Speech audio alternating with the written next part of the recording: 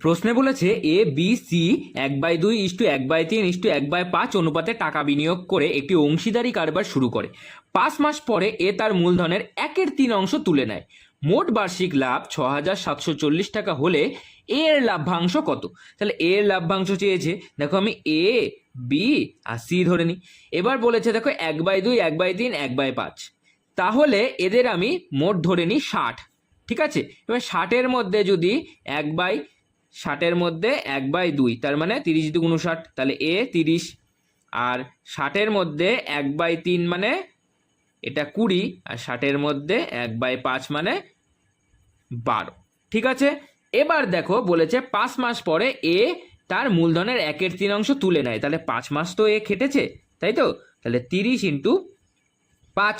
এবার যোগ দাও, দেখো বলেছে কি যে 1/3 তুলে নেয়, তাহলে 1/3 যদি তুলে নেয় তাহলে 30-এর 1/3 তুলে নেবে। তাহলে 30-এর 1/3 মানে আমরা বুঝি যে 10, তাই তো? তাহলে 10 তুলে নেবে, ছিল কত আগে 30, এখন 10 তুলে নিলে কত পড়ে থাকছে 20। এটা কিন্তু এই জায়গাটাই খুব ইম্পর্টেন্ট অঙ্কটার।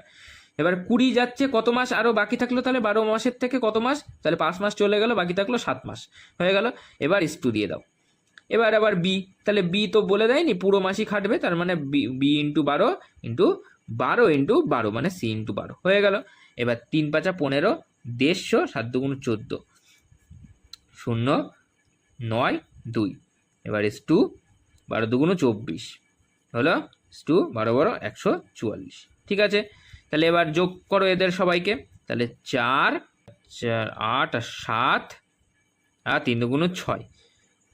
তাহলে এটা এবার কি চেয়েছে? এর লাভ্যাংশ কি চেয়েছে? তাহলে এ কত? 290। তাহলে লিখে নাও উপরে 290 ইন্টু কত টাকার মধ্যে লাভ্যাংশ বলেছে? 6,740।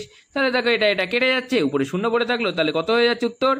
2900, 2900, উত্তর এ।